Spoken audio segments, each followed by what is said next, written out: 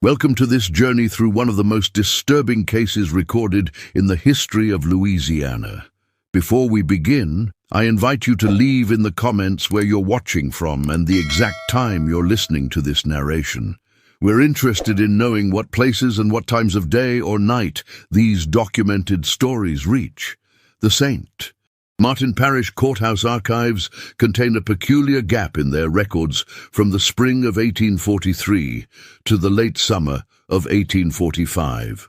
For decades, this was dismissed as damage from humidity or perhaps the chaos of record-keeping in pre-Civil War Louisiana. But in 1962, during a renovation of the courthouse basement, workers discovered a sealed metal box behind a section of brick wall that appeared newer than its surroundings. Inside was a collection of handwritten accounts, official documents, and a leather-bound journal with its cover stained dark around the edges.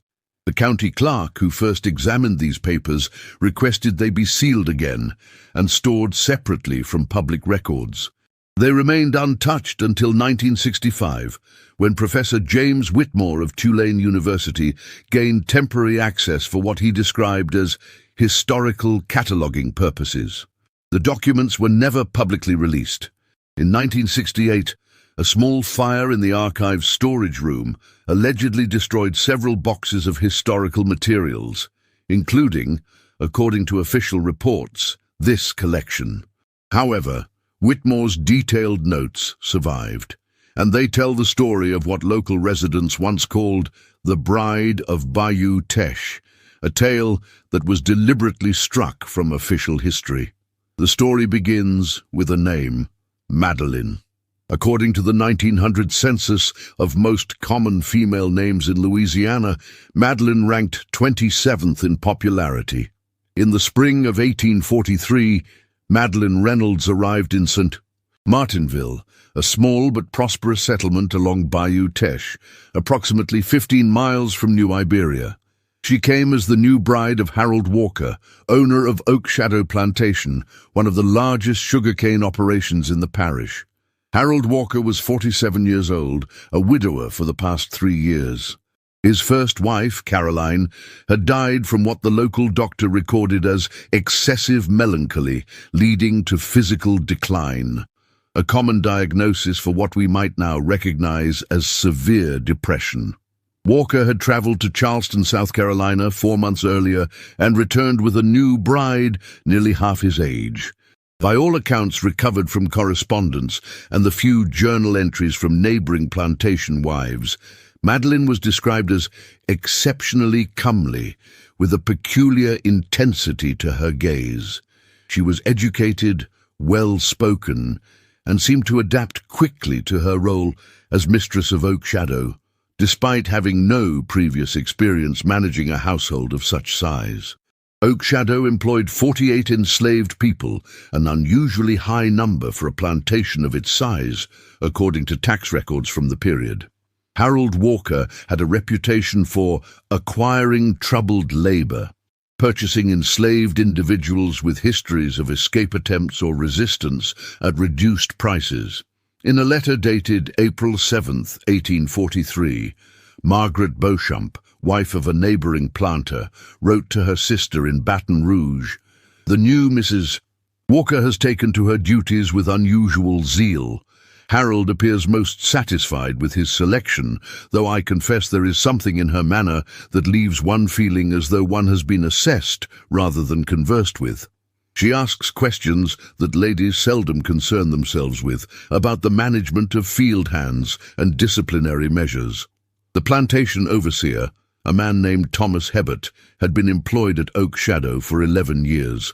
According to testimony later given to the parish sheriff, Heber initially found Madeline's interest in plantation operations unsuitable for a lady of her station, but Harold insisted he answer any questions his new wife might have.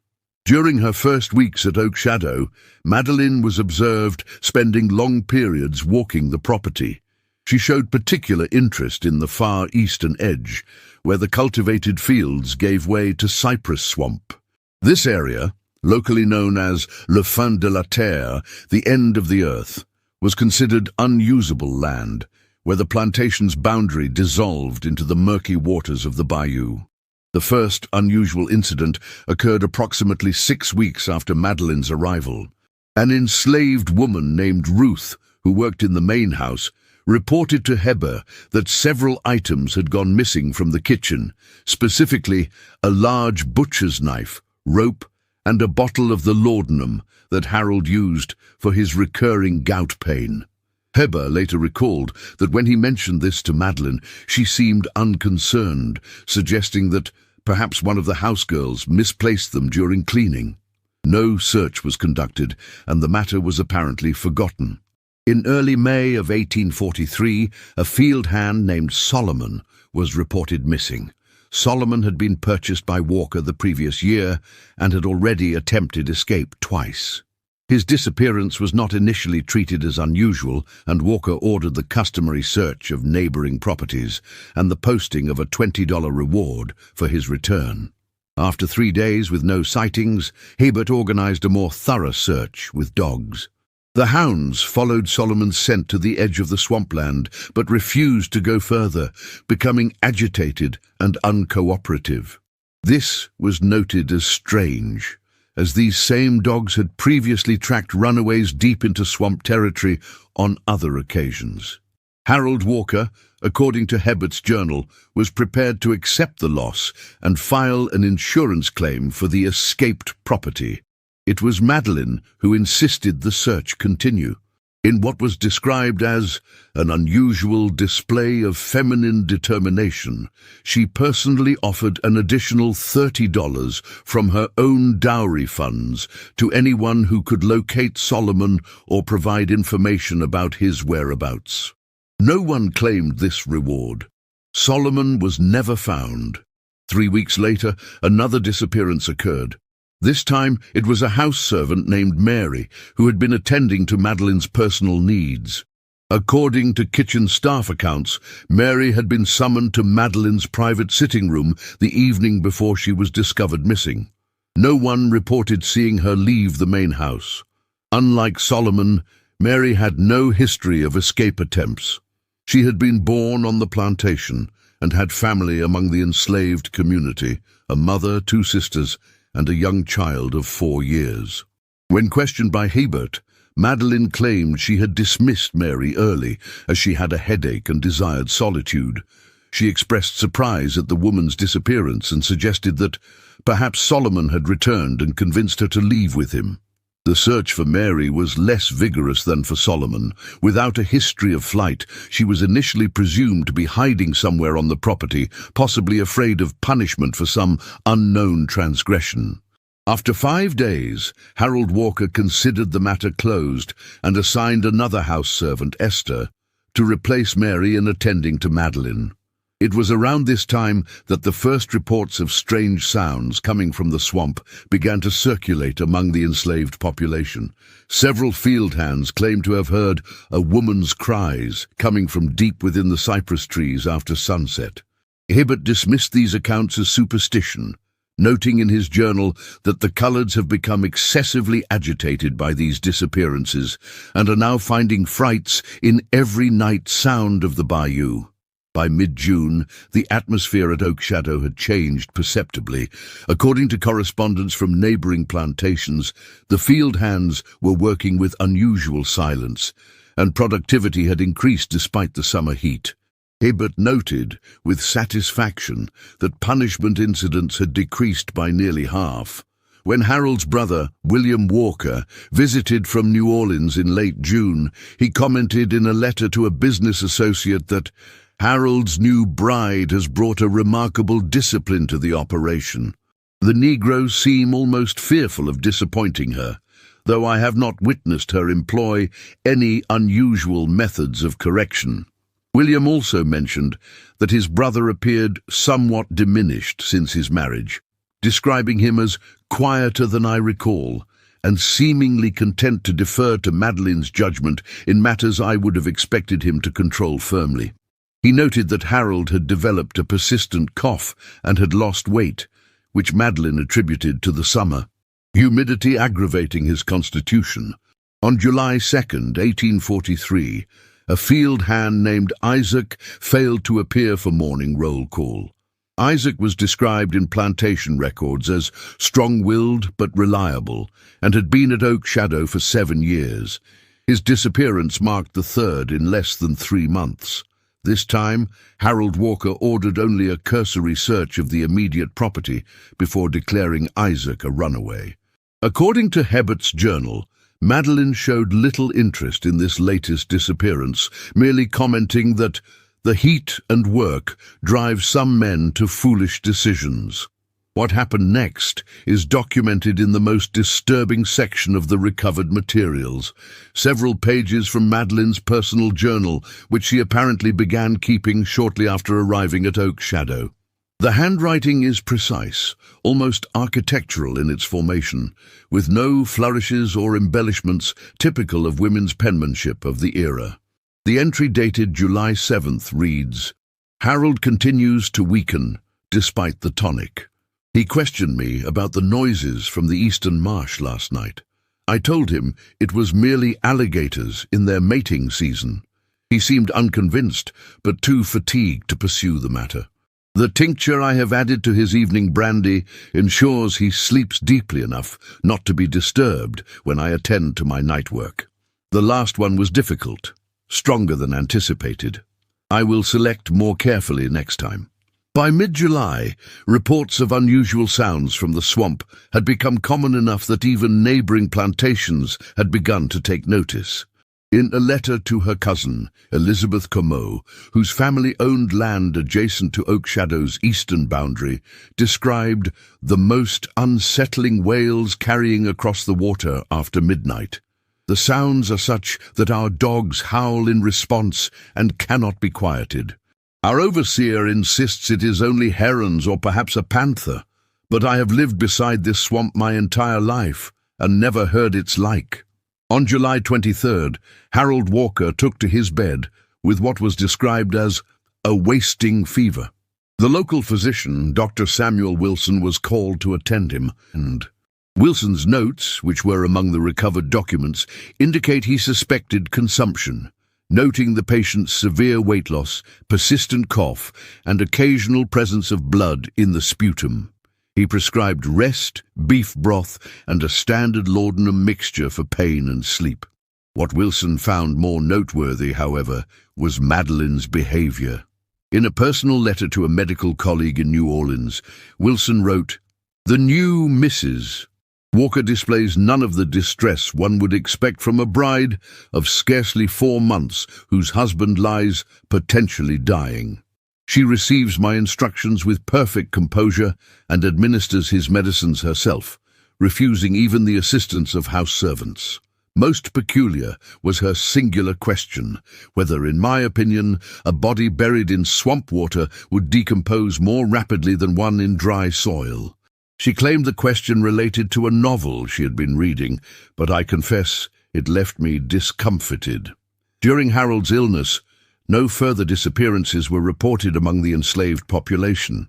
Heber noted that work continued with unusual efficiency, and the enslaved people now moved in groups, never allowing anyone to be alone, particularly near dusk or when working closer to the swamp boundary.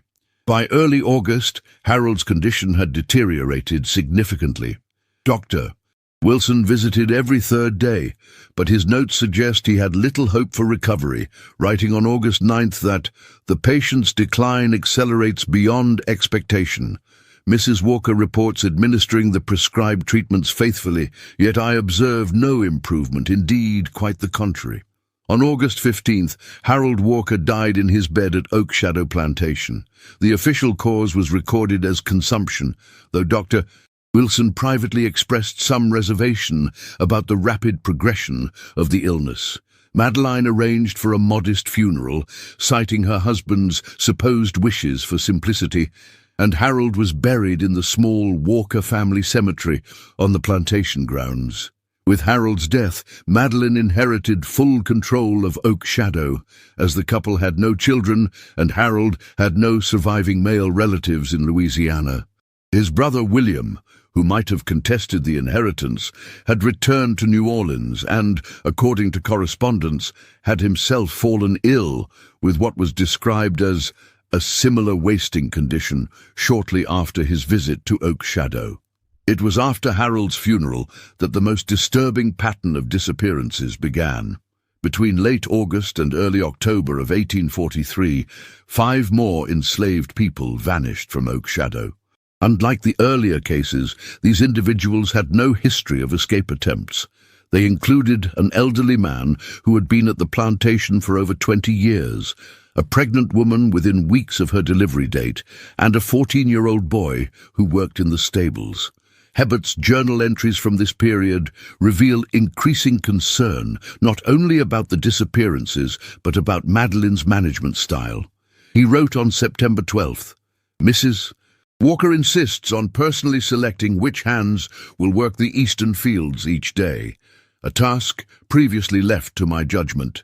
Her selections seem to follow no pattern I can discern, sometimes choosing the strongest, other times selecting those who have shown the slightest infractions in their duties. Those chosen often return from their day's labor with a strange quietness about them, and I have observed that within a week of such special assignment, they frequently vanish." By October, rumors had begun to spread beyond Oak Shadow. The parish sheriff, James Collins, received an anonymous letter claiming that murder most foul occurs at the Walker plantation, with the enslaved being slaughtered by the mistress's own hand and fed to the creatures of the swamp. Collins dismissed this as malicious gossip, likely from a business rival of the late Harold Walker, but did make an unannounced visit to Oak Shadow on October 10th. Sheriff Collins' report, found among the recovered documents, states that he found nothing unusual at the plantation. He described Madeline as a gracious widow, managing admirably in difficult circumstances, and noted that she gave him a complete tour of the property, including the slave quarters, where he was free to speak with anyone. He did remark that the Negroes seem unusually subdued, though well-fed and without visible signs of harsh treatment. What Collins did not include in his official report, but mentioned in a private letter to Judge Martin Voorhees, was that he declined Madeline's invitation to inspect the eastern boundary of the property, citing time constraints. He admitted to the judge that something in the lady's too eager suggestion that we walk to the swamp's edge left me with a profound reluctance to do so. I cannot explain the sentiment except to say that as we stood on the veranda looking toward that cypress line, I felt I was being measured for something other than my official interest. The day after Sheriff Collins' visit, an enslaved man named Daniel disappeared. Daniel had been one of the individuals the sheriff had spoken with during his inspection. According to accounts from other enslaved people later collected by Hebbert, Daniel had told the sheriff that conditions at Oak Shadow were as well as could be expected, but had added, though some who go to work by the East Marsh never return to tell what they've seen. 2 days later, the overseer Thomas Hebert himself vanished.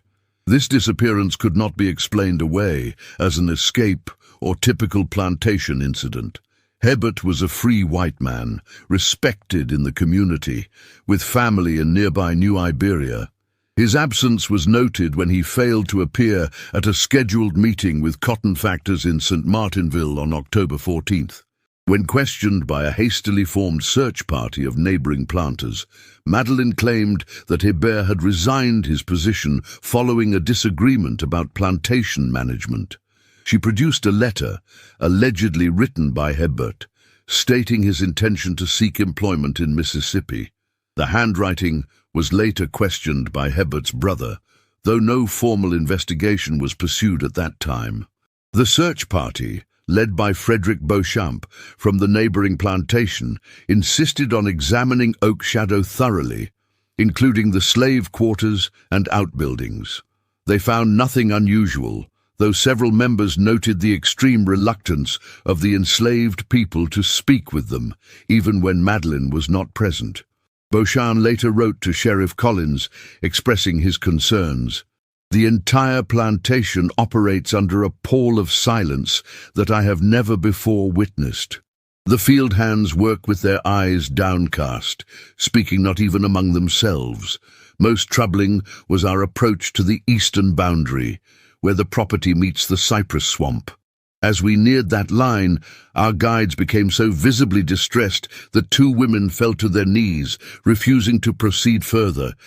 When pressed for explanation, they would say only, "That's where the mistress takes them."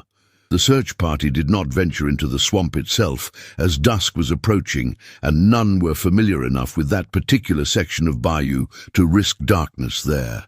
They agreed to return the following day with boats and additional men. That night, according to statements later collected, strange lights were observed moving in the swamp, and the sounds, described variously as wailing, screaming, and a woman singing in a foreign tongue, were heard by neighboring plantations as far as 2 miles away.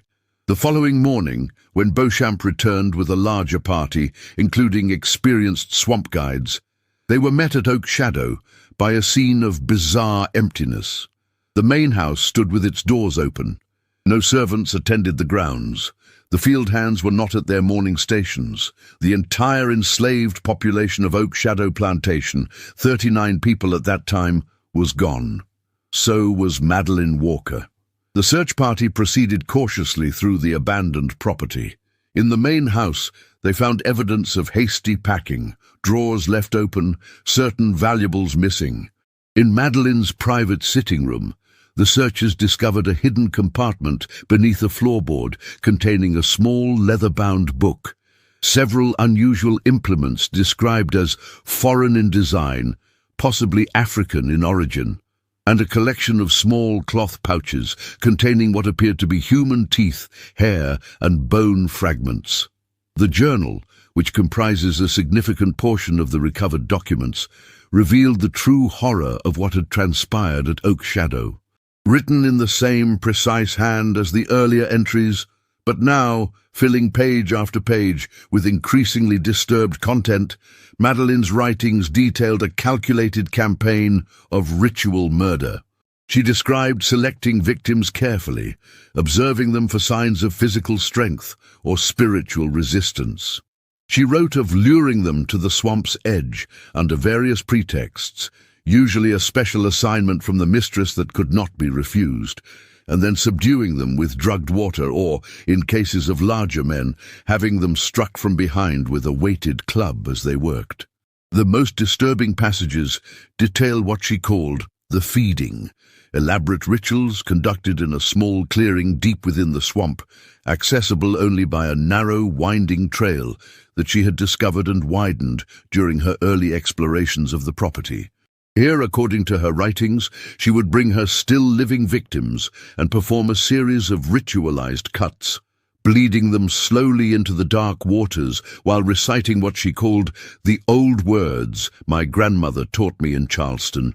Madeline claimed in these writings that her grandmother had been brought to South Carolina from Haiti during the revolution there and had passed down secrets of controlling spirits and binding human will.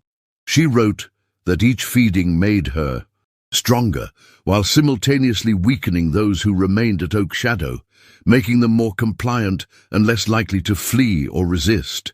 The journal's final entry, dated October 15th, 1843, the day after Hebert disappeared, reads, "They know now. I saw it in Beauchamp's eyes today, that flicker of realization beneath his performance of concern. The swamp has whispered to them, or perhaps Hebert did not die as quickly as the others. No matter. I have taken enough to complete what I began. Harold, his brother, 9 of the strongest among the slaves. Their essence flows in my veins now. Tonight I will call the remainder to the water's edge. Those who are worthy will become my instruments. The rest will feed what grows beneath the cypress roots. By dawn, we will be gone from this place, moving west along the water paths where white men fear to follow. In the territories, we will find another plantation, another master in need of a wife. And we will begin again." The search party, upon reading portions of this journal, immediately formed a larger expedition to enter the swamp area at the eastern edge of Oak Shadow. Local guides and experienced hunters led them through the difficult terrain, following what appeared to be a recently used trail. After nearly 2 hours of careful progress through the cypress and standing water, they reached a small island of relatively dry land. What they found there was described in a sworn statement by Frederick Beauchamp, the only written account of the discovery that survived. The clearing contained evidence of repeated horrific activities. A large cypress at its center had been modified with iron spikes and hooks driven into its trunk at various heights. The ground beneath was stained dark in a wide circle. Personal effects: a shoe, fragments of clothing, a carved wooden pendant known to have belonged to the house servant Mary, were found scattered at the edge of the clearing. Most disturbing was the discovery, partially submerged in a pool of stagnant water, of what our guides identified as a gree-gree of tremendous size, a ritualistic object consisting of a burlap sack containing various items. When examined, this sack was found to hold human remains, specifically severed hands, at least a dozen by our count, in various states of decay. Among them, based on a distinctive gold ring still on one finger, were the remains of Thomas Hebert. The search continued for 3 days, expanding outward from this clearing, but no further sign of Madeline or the missing enslaved people was ever found. The prevailing theory, as recorded in Sheriff Collins' final report, was that Madeline had led them westward through the interconnected waterways, possibly heading toward the less settled areas of Texas. A warrant was issued for Madeline Walker on charges of murder, but she was never apprehended. Reports of similar disappearances and strange occurrences surfaced periodically over the next decade in western Louisiana and eastern Texas, but none were definitively linked to her. Oak Shadow Plantation was eventually sold at auction to cover Harold Walker's outstanding debts, as his estate had been severely mismanaged in the months before his death. The new owners reportedly refused to cultivate the eastern section bordering the swamp, leaving it to return to wilderness. In 1862, during the Civil War, the main house of Oak Shadow was burned by retreating Confederate forces to prevent it from being used as a Union headquarters. The property was subsequently divided and sold to multiple owners after the war, and the name Oak Shadow was deliberately retired. Local histories of St. Martin Parish written in the late 19th century make no mention of the Walker case or the disappearances at Oak Shadow. It was as if the entire incident had been deliberately expunged from community memory. Professor Whitmore's notes from his 1965 examination of the documents conclude with a disturbing postscript. During his research, he attempted to locate descendants of the families mentioned in the case, the Walkers, Heberts, Beauchamps, and others. While tracking these genealogical lines, he discovered an unusual pattern. In the decades following the Oak Shadow incident, an unusually high number of prominent men in the region died from what was described as wasting illnesses, similar to Harold Walker's symptoms. More striking was that many of these men had, shortly before their decline, married women with limited or unverifiable backgrounds. These marriages were typically brief, the husband rarely living more than a year, and the widows tended to leave the area shortly after settling their inheritance. Whitmore's final note reads, "While investigating these patterns in Natchitoches parish records, I encountered a request for marriage documentation from a woman seeking to prove her great-grandmother's union to a plantation owner in 1857. The woman provided her ancestor's portrait, hoping it might assist in locating relevant records. The daguerreotype, though faded, shows a woman with a striking intensity to her gaze that I found immediately familiar from descriptions in the Walker documents. Most disturbing, though, was the name provided, Madeline Hebert. She could have been 60 or 70 years old by then, yet the woman in the image appears no older than 30. I have not shared this discovery with the woman who provided the portrait, who now resides in East Texas. I have, however, noted that her family has prospered unusually well over generations, despite beginning with seemingly limited resources. The fire that allegedly destroyed the original Walker documents occurred 3 months after Whitmore completed his examination. Whitmore himself died less than a year later from what his physician described as rapid onset consumption, the same diagnosis given to Harold Walker 125 years earlier. To this day, locals near the former Oak Shadow property report unusual sounds from the cypress swamp at night, what some describe as a woman singing in a language that makes the skin crawl. Fishermen avoid certain passages of Bayou, claiming the water there feels wrong and that fish caught in those sections often contain strange objects in their stomachs, buttons, metal fragments, and occasionally what appear to be small human bones. Perhaps most unsettling is a pattern noted by several historical researchers but never formally studied.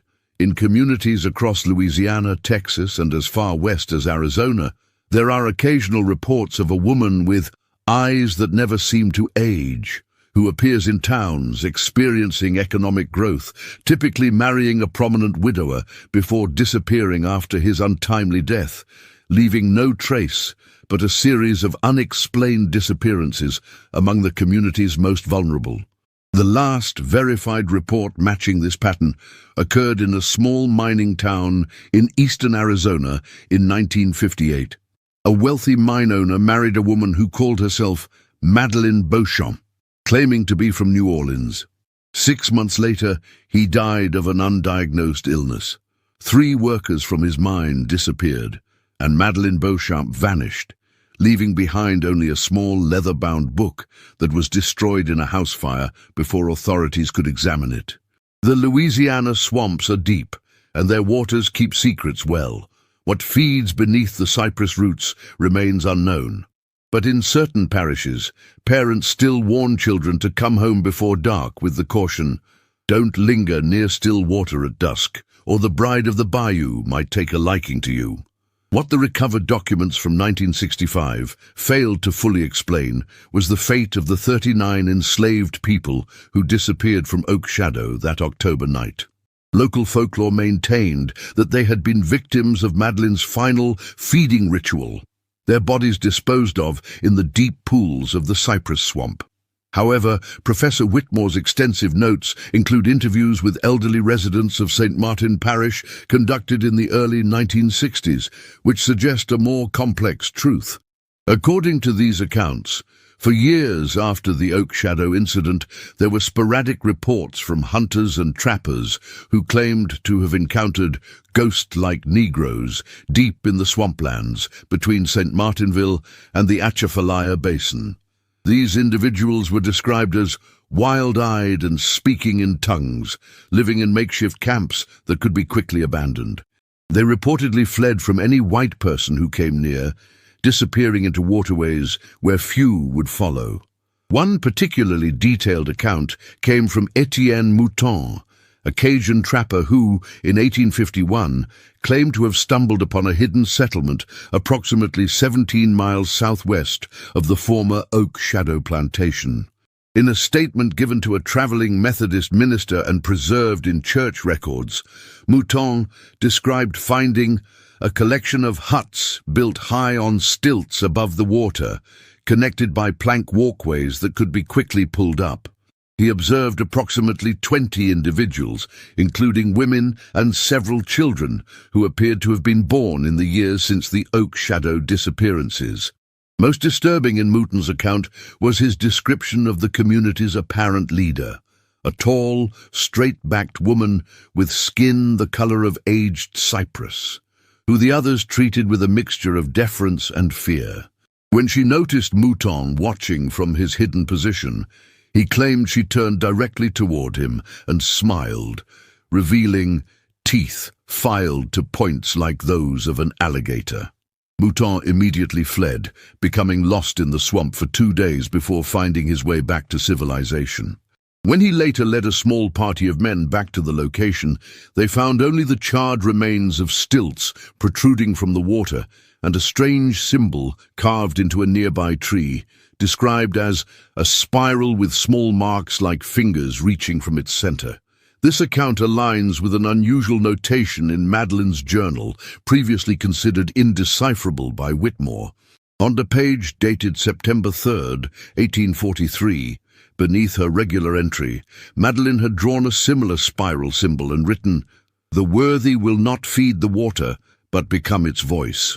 The blood gift ensures loyalty beyond death's threshold. Grandmother's promise holds true. Those who drink both waters can never truly leave my side." This cryptic reference suggests that Madeline may have been engaging in some form of ritualistic control over certain chosen individuals from among the enslaved population, those she deemed worthy in her writings. Rather than killing all who disappeared, she may have been inducing a form of psychological dependence through drugs or other means, creating followers who would assist in her activities and eventually flee with her. Further supporting this theory are records from the Louisiana State Hospital in Jackson, dated 1872, documenting the admission of a man found wandering in the Atchafalaya swamps by lumber workers. The man, estimated to be in his 50s and identified only as John, was described as being in a state of extreme physical deterioration, with numerous ritual scarifications covering his body. He spoke little, but hospital staff noted that he repeatedly made the same disturbing claim, that he had been bound to the swamp bride by consuming a mixture of her blood and water from the feeding pool. He claimed he had escaped after 26 cycles of the moon, when the woman's attention was focused on preparing a new husband. The patient died 3 weeks after admission from what was determined to be advanced tuberculosis.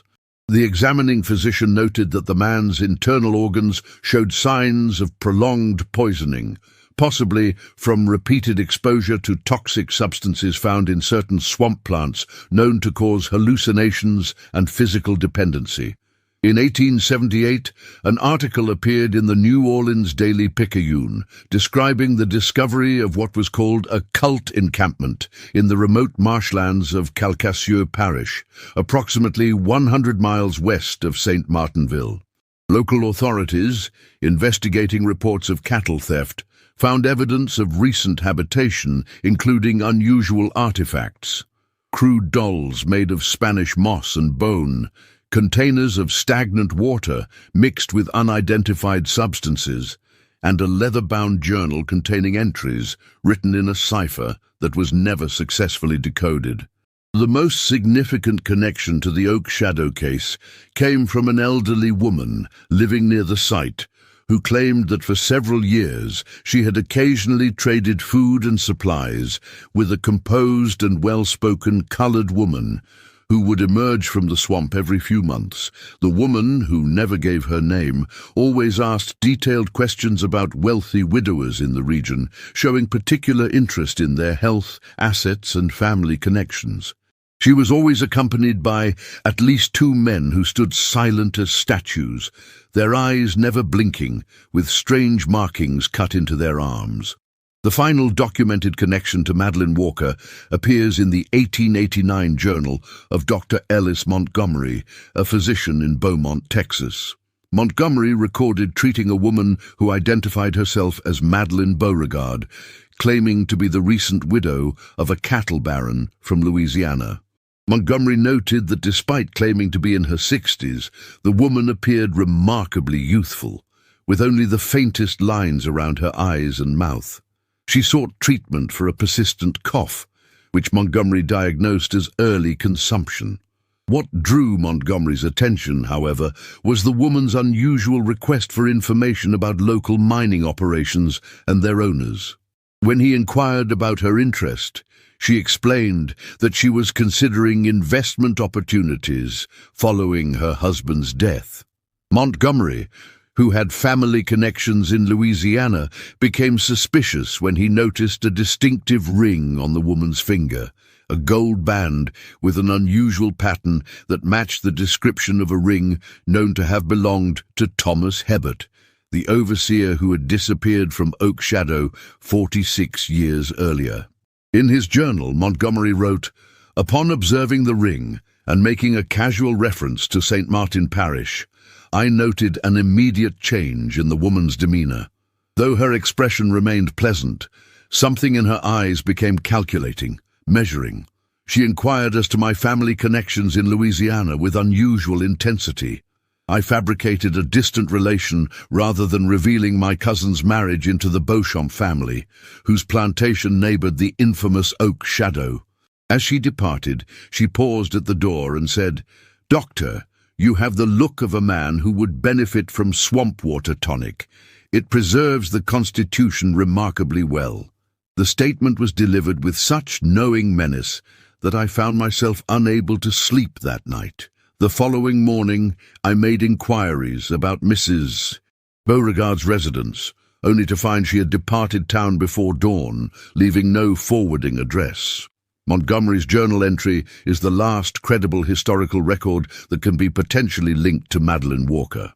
However, local histories throughout East Texas and western Louisiana contain scattered references to a woman matching her description appearing periodically in remote communities through the early 1900s, always following a similar pattern: marriage to a wealthy, usually older man, his subsequent illness and death, unexplained disappearances among local workers or servants, and the woman's eventual departure with a small group of devoted followers.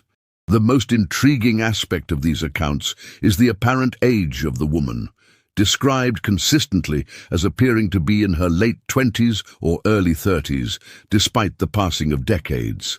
This impossibility has led most historians to dismiss these as separate incidents involving different women, perhaps even deliberate mimicry of the notorious Bayou bride legend.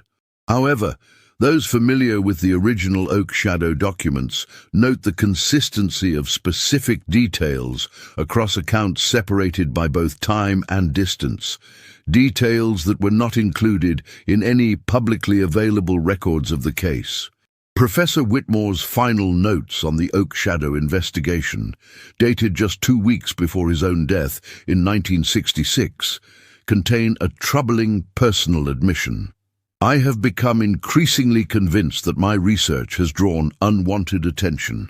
Twice in the past month, I have observed a woman watching my home from the street, a slender figure who never approaches, but stands motionless for hours.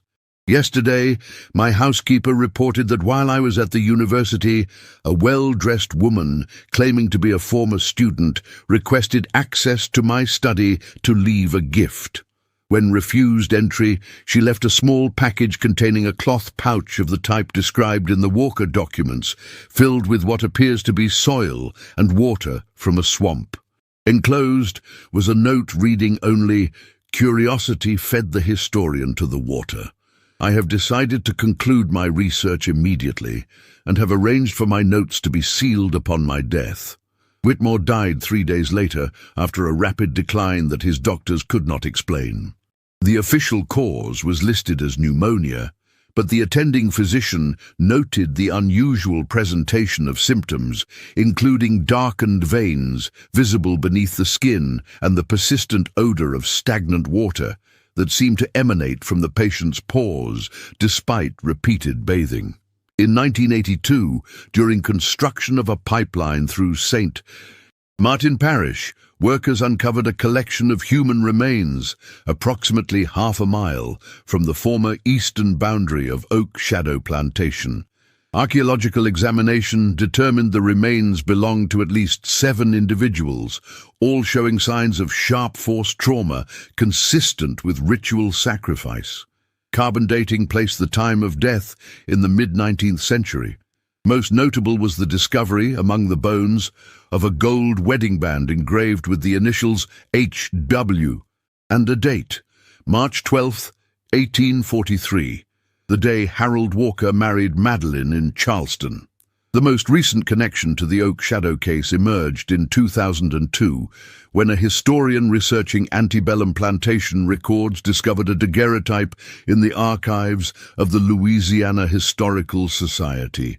The image, dated 1842 and labeled simply Charleston debutante shows a young woman with striking features and the intense gaze described in accounts of Madeline Walker.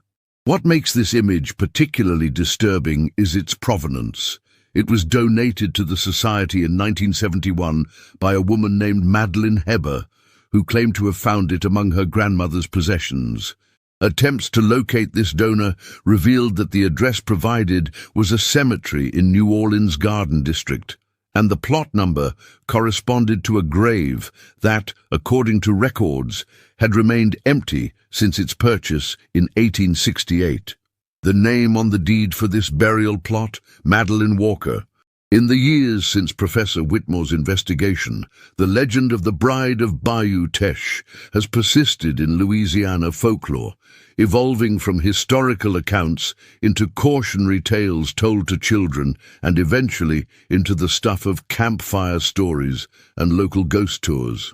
The actual documents relating to Oak Shadow, if they still exist, remain hidden from public view, perhaps deliberately sealed by those who fear what deeper investigation might reveal, or what it might attract.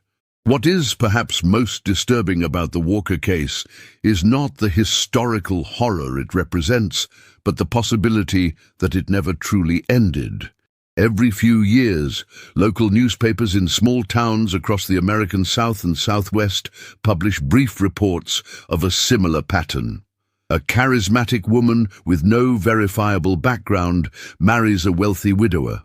Local workers or vulnerable residents begin to disappear. The husband dies of a wasting illness. The widow vanishes with a small group of devoted followers. In 2012, police in a small Arizona mining town investigated the disappearance of 3 migrant workers and the suspicious death of Harold Reinhardt, a 78-year-old mine owner who had 6 months earlier married a woman who called herself Madeleine Beauchamp. She claimed to be 32, but, according to the town's sheriff, looked like she hadn't aged a day past 25. By the time authorities connected the pattern to previous incidents, Madeline had vanished, along with Reinhardt's personal assistant and 2 household staff members. The investigating officer noted in his report that Reinhardt's home had a room that had been converted into what appeared to be some kind of shrine, with dozens of small glass bottles containing murky water, soil, and what the forensic lab later confirmed were human teeth and bone fragments. Written in what appeared to be dried blood on the wall above this collection was a single phrase: "The water never forgets those who feed it." In the wake of Hurricane Katrina in 2005, as waters receded from flooded sections of St.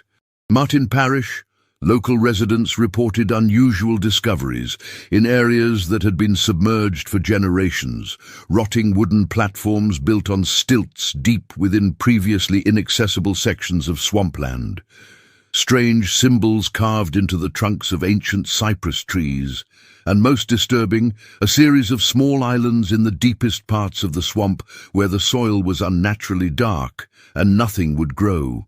Soil samples taken from one such location by an environmental assessment team revealed abnormally high concentrations of iron consistent with large quantities of blood having saturated the ground over time. The geologist who analyzed these samples noted something else: the presence of a unique organic compound that could not be immediately identified. Further analysis by a university laboratory determined it to be a complex mixture containing elements of human blood, swamp water, and extracts from several plants known for their psychoactive properties, including some that are not native to Louisiana.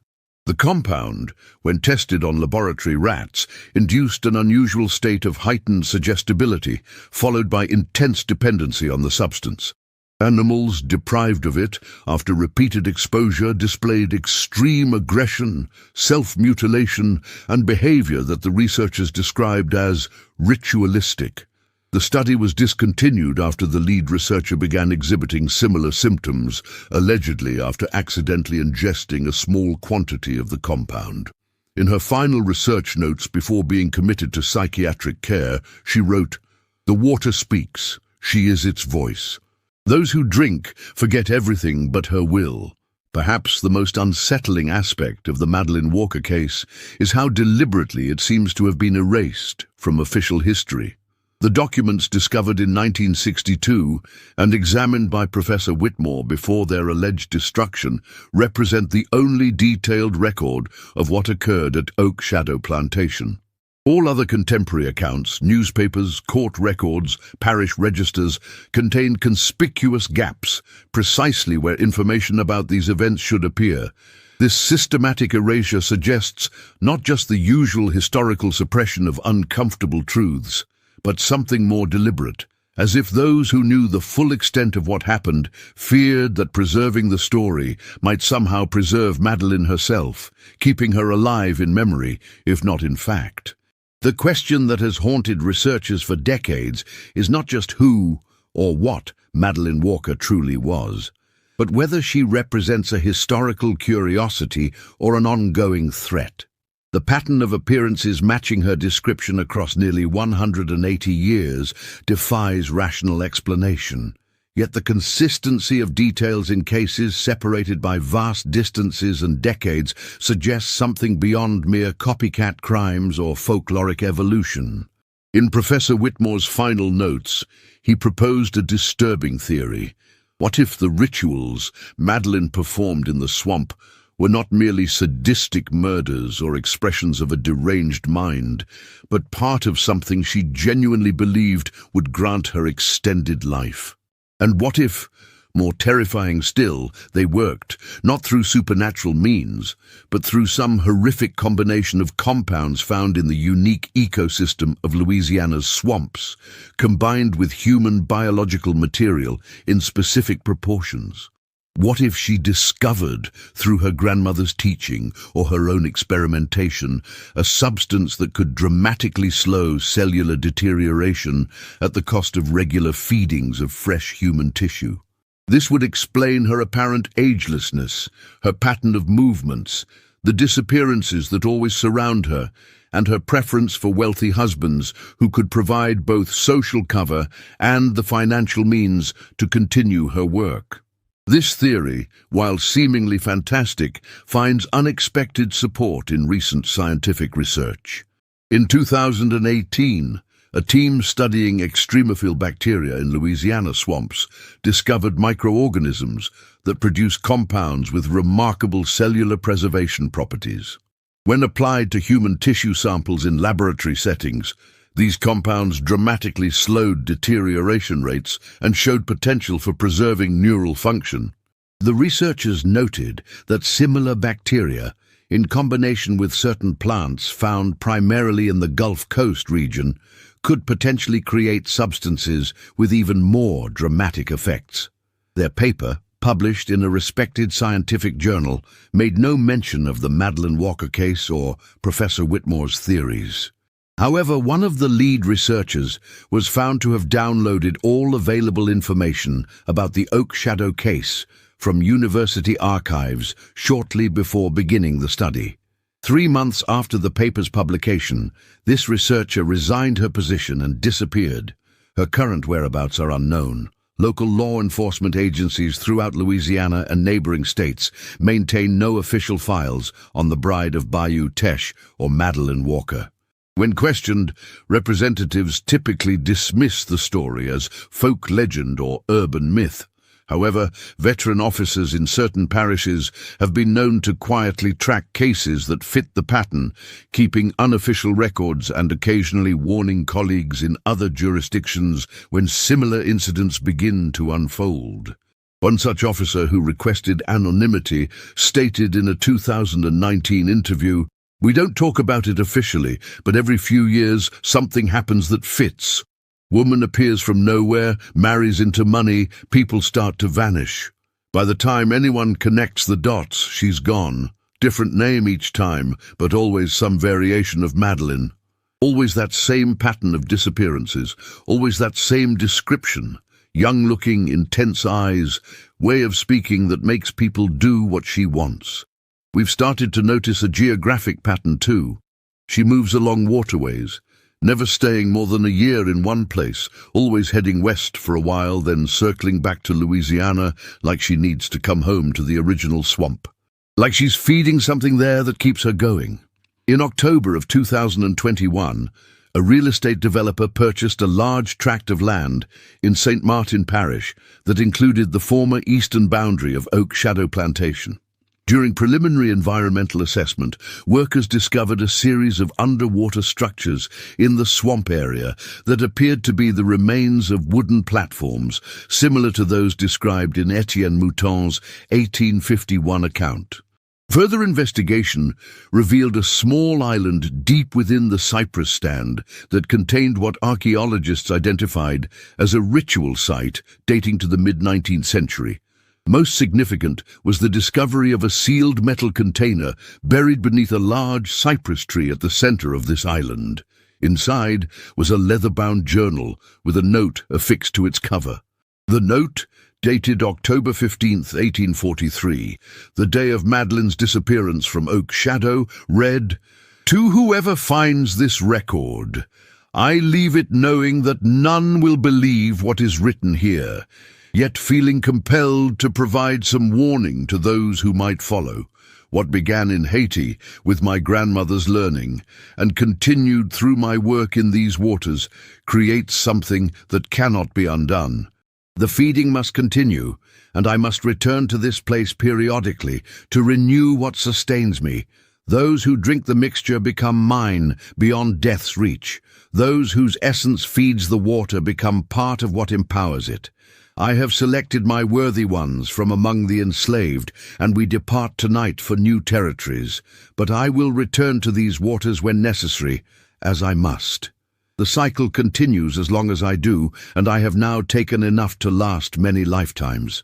Judge me not by the morality of ordinary existence. I transcended those limitations with my first feeding." The journal itself reportedly contained detailed instructions for creating what Madeline called the water of extension, a complex process involving human blood, specific swamp bacteria, plant extracts, and ritual timing. Before archaeologists could fully document these contents, the container and journal disappeared from the secured university laboratory where they were being studied. The graduate student who had been transcribing the text vanished the same night, along with all digital copies of the material. 3 months later, police in East Texas investigated the disappearance of 3 immigrant workers from a small town near the Louisiana border. They had last been seen in the company of a well-dressed young woman who had recently arrived in the area, claiming to be researching local history for a university project. According to witnesses, the woman had been particularly interested in properties with access to natural water sources and had spent considerable time asking about wealthy, elderly residents in the region. The investigation remains open. The woman has never been identified. Perhaps most disturbing of all the theories surrounding the bride of Bayou Teche is the possibility that Madeline Walker was not unique, that she passed her knowledge and techniques to selected followers over the decades, creating a lineage of brides who continue her practices into the present day. This would explain the impossibility of a single woman appearing unchanged across nearly 2 centuries, while accounting for the consistency of methods and patterns. If this theory is correct, then the horror of Oak Shadow Plantation never truly ended. It merely transformed, adapting to changing times while maintaining its essential nature. The systematic sacrifice of human life to sustain something that should not exist. The swamps of Louisiana are ancient and deep. Their waters hold secrets that science is only beginning to understand. In remote areas where cypress trees have stood for centuries, locals still report hearing strange sounds at night, sometimes described as singing, sometimes as crying, sometimes as the voice of a woman calling names in the darkness. Fishermen occasionally find unusual objects tangled in their lines when they venture too deep into certain backwaters, buttons, jewelry, once even a gold wedding band engraved with the initials HW in St. Martin Parish. There is a section of Bayou that local guides refuse to enter, even in daylight. They will not explain why, beyond vague references to bad water or the place where she fed. Maps of the area show nothing unusual, but satellite imagery reveals a subtle anomaly. A perfect circle of darker vegetation, approximately half an acre in diameter, centered on what appears to be a small island. One researcher described finding cellular material that doesn't correspond to any known plant or animal species indigenous to the region, almost as if the water itself had developed a biological signature. Perhaps most telling is the local custom, still observed in certain parishes, of placing small offerings, usually food or flowers, but sometimes personal items like hairbrushes or clothing, at the edge of swamplands on October 15th, the anniversary of Madeline's disappearance from Oakshadow. Environmental scientists who have analyzed water samples from this location note unusual chemical compositions and unexplained organic compounds that do not match typical swamp ecology. When asked about this practice, elderly residents simply say, "To keep her fed and away from our doors." The true legacy of Madeline Walker may never be fully understood. Historical records remain fragmented, deliberate obfuscation obscures the facts, and those who investigate too deeply often find themselves abandoned by colleagues who fear association with folklore rather than serious history. Yet the pattern persists, appearing with disturbing regularity across time and distance. A young woman with intense eyes, a wealthy husband who wastes away, disappearances that go unexplained, and always proximity to water. For those who have studied the case most thoroughly, one question remains paramount. If Madeline or her successors still exist, still practicing the techniques described in those recovered documents, who feeds the water now? And what does it feed in return? In certain parishes of Louisiana, parents still caution their children to stay away from the water's edge as darkness falls. They warn them not to listen if they hear a woman singing in the twilight,